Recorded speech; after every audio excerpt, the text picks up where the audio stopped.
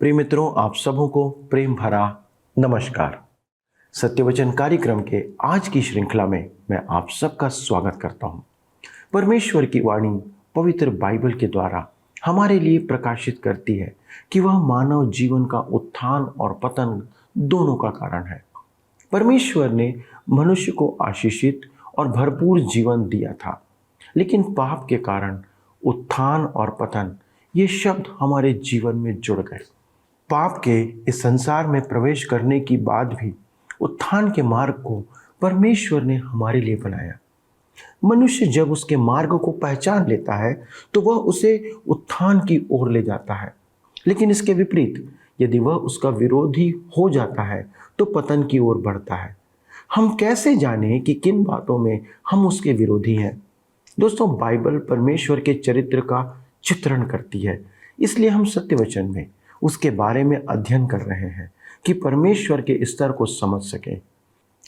आज हम एक राजा के बारे में देखेंगे जिसने इस्राएल राष्ट्र में एक महान जागृति को लाया, और उसी के द्वारा हम समझेंगे कि हम कैसे एक आशीषित जीवन जी सकते हैं और अपने समाज में उस जागृति को ला सकते हैं जिसके द्वारा लोग परमेश्वर की ओर आए। आइए हम अपने अध्ययन में आगे बढ़ें। प्रिय मित्रों, आज हम अपने अध्ययन को दूसरे इतिहास की पुस्तक अध्याय 29 से आरंभ करेंगे, जिसका विषय है हिजकिय्याह के राज्य में धार्मिक सुधार। हिजकिय्याह का राज्य यहूदा राज्य के लिए धार्मिक सुधार का समय था। आपको ऐसा प्रतीत हुआ होगा कि आहाज के बाद राष्ट्र के लिए आशा नहीं है। उनका राजस्व समाप्त हो गया था। वे युद्ध में हार गए थे। वे अश्शूरों द्वारा विश्वासघात किए गए। आप सोचेंगे कि अब उन्हें कहीं से सहायता नहीं मिलेगी, परंतु ऐसे ही समय हिजकिय्याह राज करने उठा, क्योंकि वह ईश्वर भक्त था।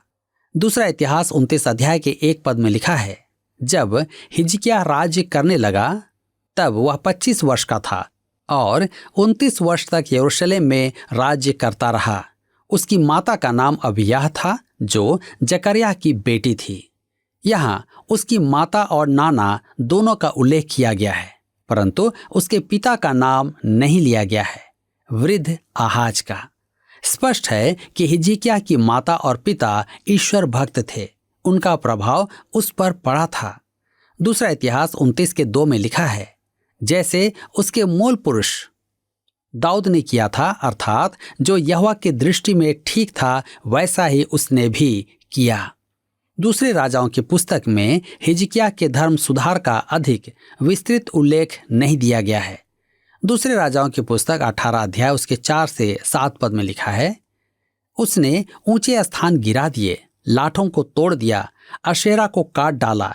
पीतल का जो सांप मूसा ने बनाया था, उसको उसने इस कारण चूर चूर कर दिया कि उन दिनों तक इस्राएली उसके लिए धूप जलाते थे, और उसने उसका नाम नहुशतान रखा।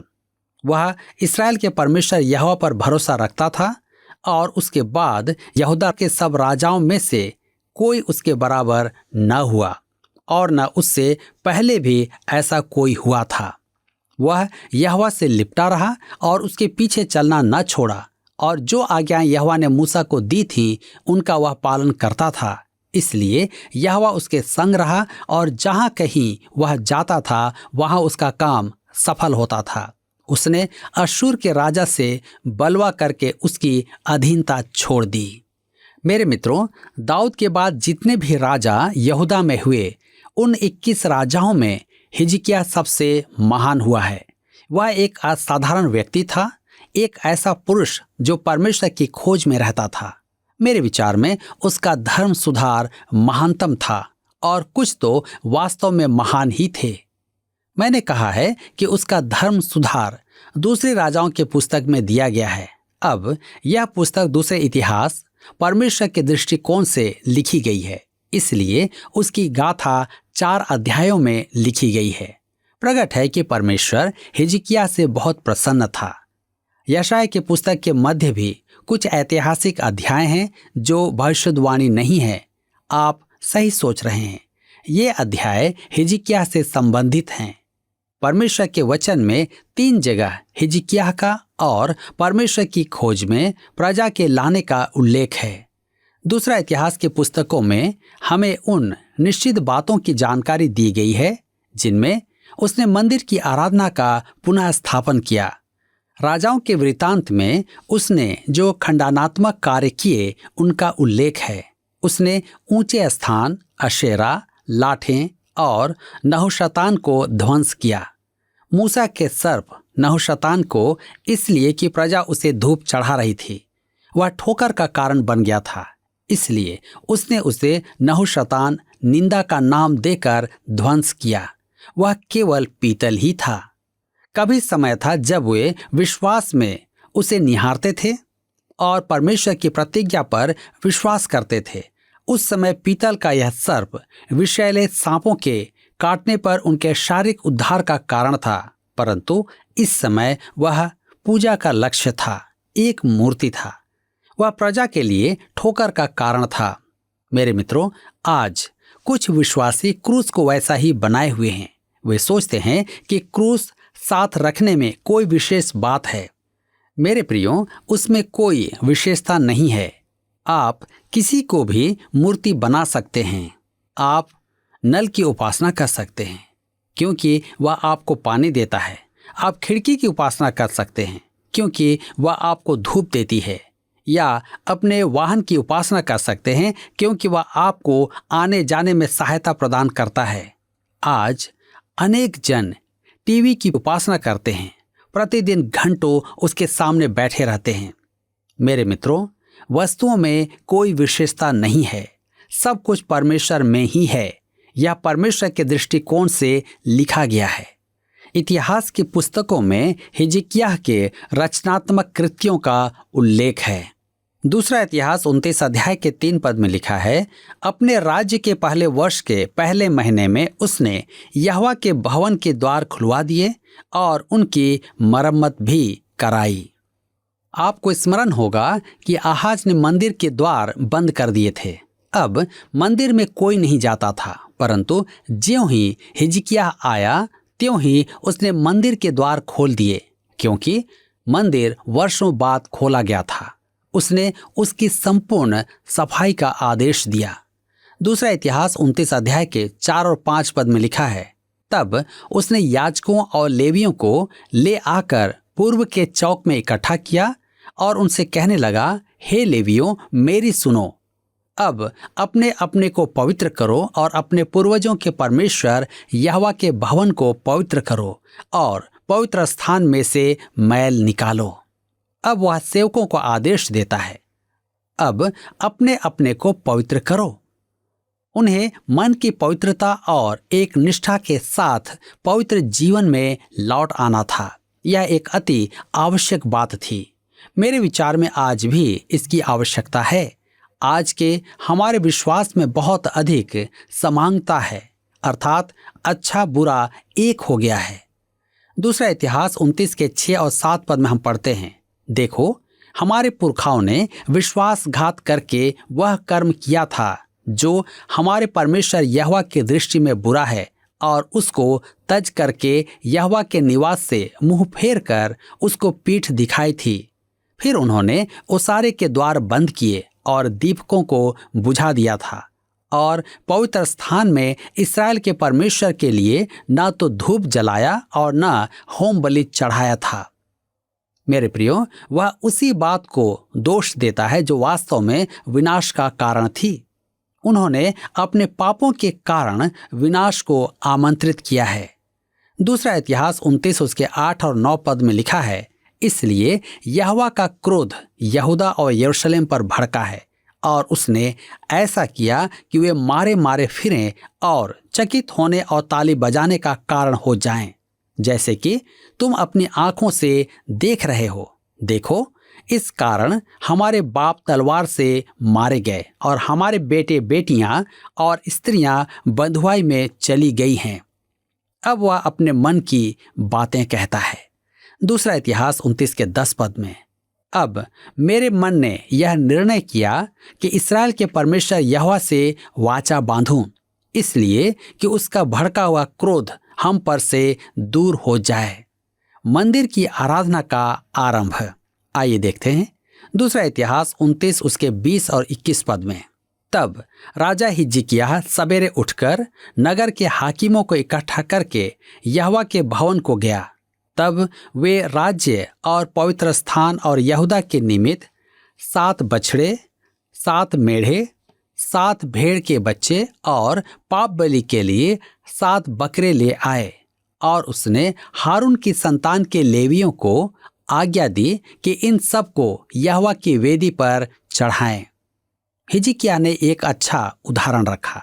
उसने परमेश्वर के लिए सार्वजनिक कदम उठाया। मेरे विचार में आज इस पहल की आवश्यकता है। परमेश्वर के जनों को परमेश्वर के लिए सार्वजनिक रूप से प्रकट होना है। हमें अपने काम के स्थान और सामाजिक सभाओं में परमेश्वर के लिए खड़े होना है। याजकों ने संपूर्ण इस्राएल के लिए होम बलि और पाप बलि द्वारा प्रायश्चित किया। मंदिर में आराधना के लिए एक बार फिर संगीत का प्रबंध किया गया।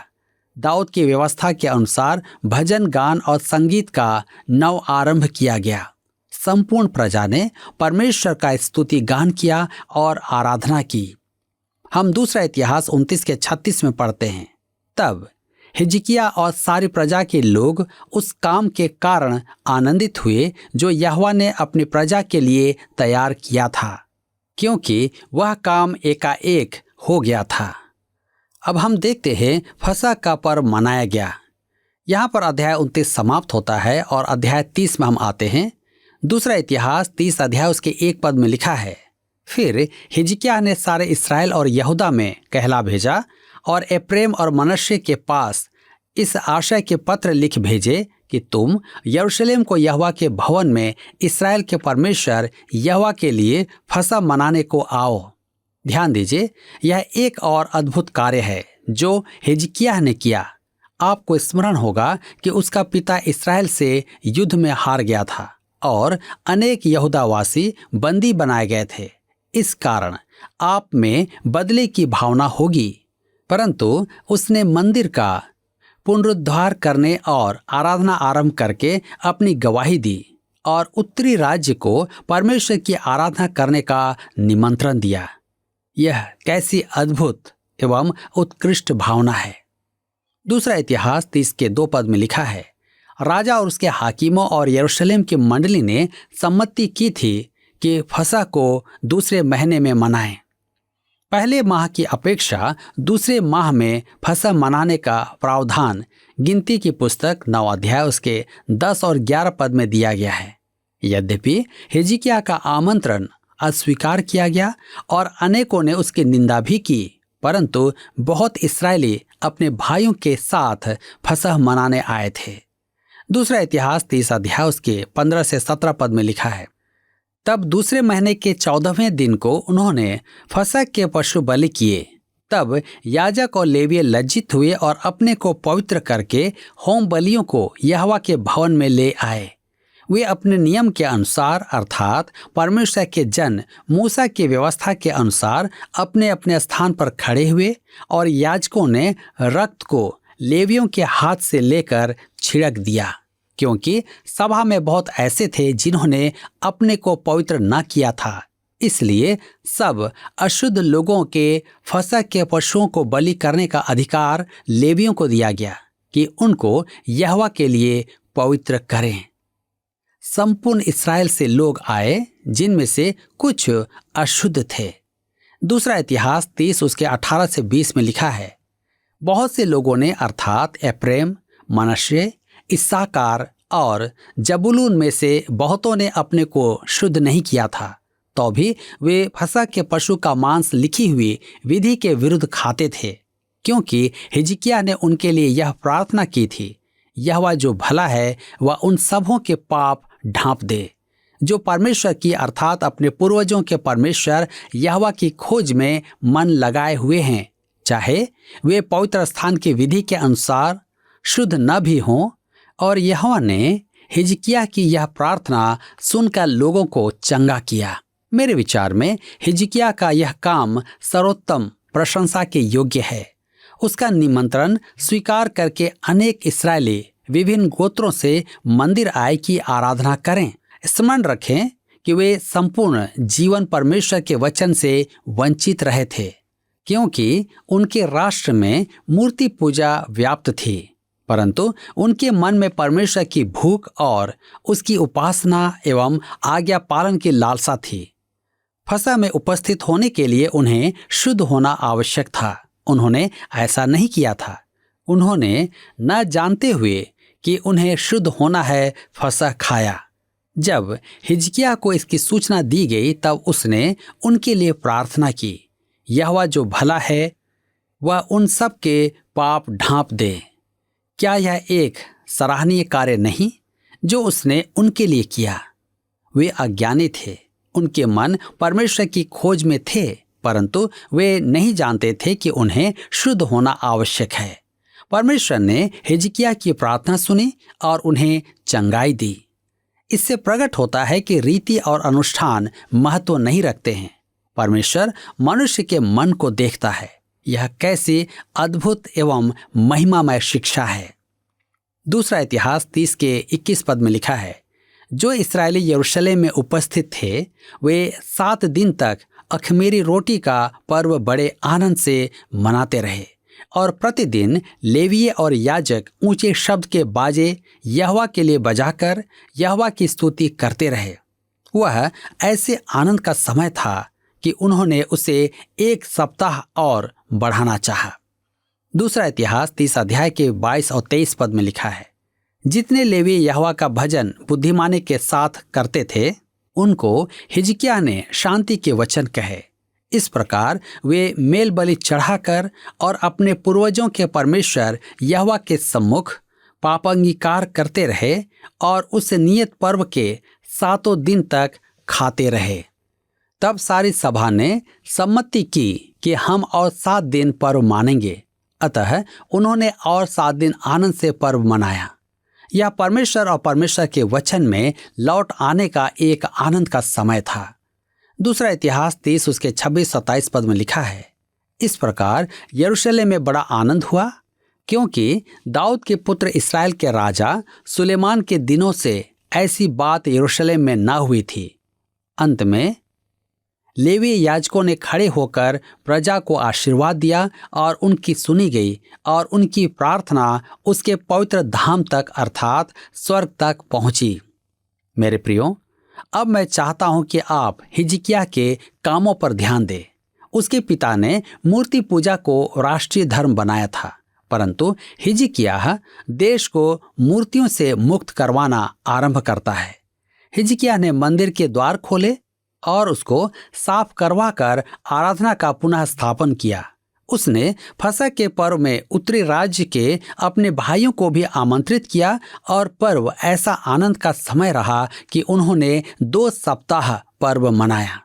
इसके बाद वह अपने पिता द्वारा स्थापित मूर्ति पूजा से राष्ट्र को मुक्त करवाने के काम में लग जाता है। यहाँ पर अध्याय 30 समाप्त होता है। अब हम अध्याय 31 में आते हैं और हम पढ़ेंगे दूसरा इतिहास 31 अध्याय के 1 पद। लिखा है, जब यह सब हो चुका तब जितने इस्राएली उपस्थित थे उन सबों ने यहूदा के नगरों में जाकर सारे यहूदा और बिन्यामीन और एप्रैम और मनश्शे में की लाठों को तोड़ दिया, अशेरों को काट डाला और ऊंचे स्थानों और वेदियों को गिरा दिया और उन्होंने उन सब का अंत कर दिया। तब सब इस्राएली अपने अपने नगर को लौटकर अपने अपने निज भूमि में पहुंचे। उस राष्ट्र में फसह के बाद एक महान धार्मिक क्रांति आई जिसका अगुवा हिजकिय्याह ही था। दूसरा इतिहास 31 के 20 और 21 पद में लिखा है, सारे यहूदा में भी हिजकिय्याह ने ऐसा ही प्रबंध किया और जो कुछ उसके परमेश्वर यहोवा की दृष्टि में भला और ठीक और सच्चाई का था उसे वह करता था।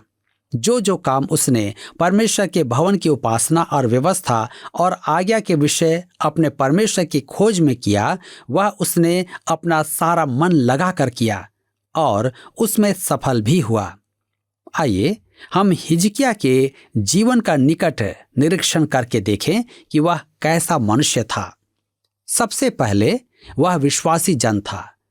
जब मैं कहता हूं विश्वास से, मेरा अभिप्राय उस विश्वास से कहीं अधिक है जिसे हम प्रायः विश्वास कहते हैं। प्रायः लोग सोचते हैं कि विश्वास ऐसा ही है। उनका कहना है, यदि मैं यथाश्रम विश्वास करूं। मेरे मित्रों, विश्वास किसी बात की मनोवैज्ञानिक प्रतिक्रिया नहीं है। विश्वास भावनाओं में नहीं होता है। यह एक प्रवीण तथ्य नहीं है। विश्वास आत्मा में पवित्र आत्मा द्वारा उत्पन्न किया जाता है, या मनुष्य की आत्मा में उत्पन्न विश्वास है। जब पतरस ने मसीह यीशु में अपना विश्वास का अंगीकार किया, तब प्रभु ने उससे कहा था, मत्ती रचित सुसमाचार 16 के 17 पद में, हे शमौन, योना के पुत्र, तू धन्य है, क्योंकि मांस और लहू ने नहीं, परंतु मेरे पिता ने जो स्वर्ग में है यह बात तुझ पर प्रकट की है। विश्वास अपना गुण नहीं है। इफिसियों के पत्र 2 अध्याय के 8 पद में लिखा है, क्योंकि विश्वास के द्वारा अनुग्रह ही से तुम्हारा उद्धार हुआ है। विश्वास एक साधन है। मसीह उद्धार करता है और वही विश्वास का करता है। स्पर्जन ने कहा, यह आपके द्वारा मसीह को पकड़ना नहीं है जिससे आपका उद्धार हो, मसीह ही है, जबकि वह साधन अवश्य है। यह केवल मसीह का लहू और उसका श्रेय है, विश्वास का श्रेय नहीं है। यह पर्याप्त विश्वास का विषय भी नहीं है। आप गलत बात पर भी विश्वास कर सकते हैं। अनेक शहीद हैं जो केवल अंधविश्वास के कारण जान दे चुके हैं। उनका विश्वास गहन हो सकता, परंतु गलत बात या गलत व्यक्ति पर। सच्चा विश्वास कुछ नहीं लाता है कि सब कुछ ले जाए। विश्वास कहता है, प्रभु मैं विश्वास करता हूं, मेरे विश्वास की सहायता कर। विश्वास परमेश्वर पर भरोसा करता है। अब शेष अध्याय 31 में हिजकिय्याह के और भी सुधार कार्य देखते हैं। मेरे मित्रों, आपके जीवन में भी सुधार होगा जब प्रभु यीशु आपका उद्धार करेगा। वह आपका जीवन बदल देगा। आपको स्मरण होगा कि जब लकवे का रोगी यीशु के पास लाया गया था, तब यीशु ने उससे कहा था कि उसके पाप क्षमा हुए। शास्त्री और फरीसी इस पर अप्रसन्न हुए और कहने लगे कि यह ईश निंदा है। यीशु ने उत्तर दिया, मरकुस रचित सुसमाचार 2 अध्याय उसके 8 और 9 पद में। यीशु ने तुरंत अपनी आत्मा में जान लिया कि वे अपने अपने मन में ऐसा विचार कर रहे हैं और उनसे कहा, तुम अपने अपने मन में यह विचार क्यों कर रहे हो? सहज क्या है? क्या झोले के मारे से यह कहना कि तेरे पाप क्षमा हुए, या यह कहना कि उठ अपनी खाट उठाकर चल फिर? उनके पास इसका कोई उत्तर नहीं था कि यीशु को दें। स्पष्ट है कि एक काम करना उतना ही आसान है जितना कि दूसरा, परंतु यह दोनों ओर कठिन भी है। केवल परमेश्वर ही है जो दोनों काम कर सकता है। केवल परमेश्वर ही पाप क्षमा कर सकता है। परमेश्वर ही किसी रोगी को इससे योग्य बना सकता है कि वह अपनी खाट उठाकर चले। मेरे मित्रों, यदि मसीह ने आपके पाप क्षमा कर दिए हैं तो आप अपनी खाट उठाकर चल दिए हैं। आप अपने पुराने जीवन से अलग चल दिए हैं। आप अपने पुराने पाप से दूर चल दिए हैं। आप बदल गए हैं। यदि आप अलग नहीं हुए हैं तो आप अभी भी पाप के कारण सुन्न हैं। हिजकिय्याह परमेश्वर से सच्चा विश्वास रखने वाला मनुष्य था और इस कारण उसका जीवन बदल गया था। अब वह अपने राष्ट्र का मन बदल रहा था। क्या आज आपका मन बदल गया है? पिछले प्रश्न का उत्तर है डी, उपरोक्त सभी। राजा उज्जियाह के कोढ़ का कारण था परमेश्वर की वेदी पर धूप जलाना, आत्माभियान और याजकीय सेवा में हस्तक्षेप। आज का प्रश्न है, राजा दाऊद के बाद यहूदा राज्य में जो 21 राजा हुए, उनमें खाली स्थान सबसे महान और परमेश्वर के वचन के अनुसार चलने वाला था। ए आहाज, बी योताम, सी हिजकिय्याह, डी यहोराम। मित्रों, इस प्रश्न का उत्तर हमें कल सुबह 6 बजे से पहले विकल्प ए, बी, सी या डी के साथ अपना नाम, पता, स्थान के साथ 9651433397 पर SMS या WhatsApp करें। सभी विजेताओं को विशेष पुरस्कार प्रदान किए जाएंगे। धन्यवाद। क्या आपको यह कार्यक्रम पसंद आया? अभी हमें एक मिस कॉल करें और आप अगले विजेता हो सकते हैं।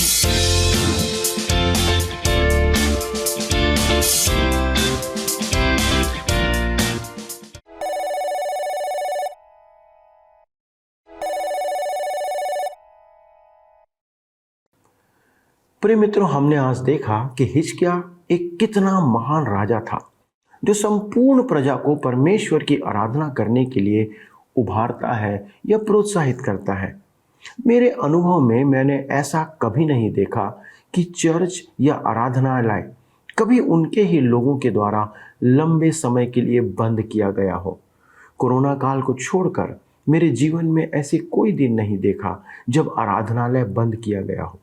लेकिन दोस्तों, ये इस्राएल की हठ धार्मिकता की चरम सीमा है। और क्या आप कल्पना कर सकते हैं कि जो राजा इस प्रकार का काम करता है उसका पुत्र इतनी बड़ी जागृति के लिए खड़ा होगा या अगुवाई करेगा? उसने ना सिर्फ अपने राज्य के लोगों को परंतु उत्तरी राज्य के बाकी गोत्रों को भी उनके व्यवहार को एक किनारे करते हुए फसह पर्व में शामिल होने के लिए आमंत्रित किया।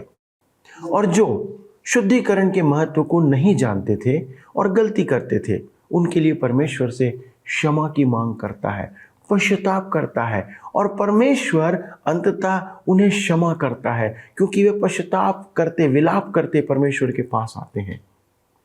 मेरे मित्रों, हमारा परमेश्वर क्षमा करने वाला परमेश्वर है, लेकिन वह किसी को भी क्षमा नहीं करता।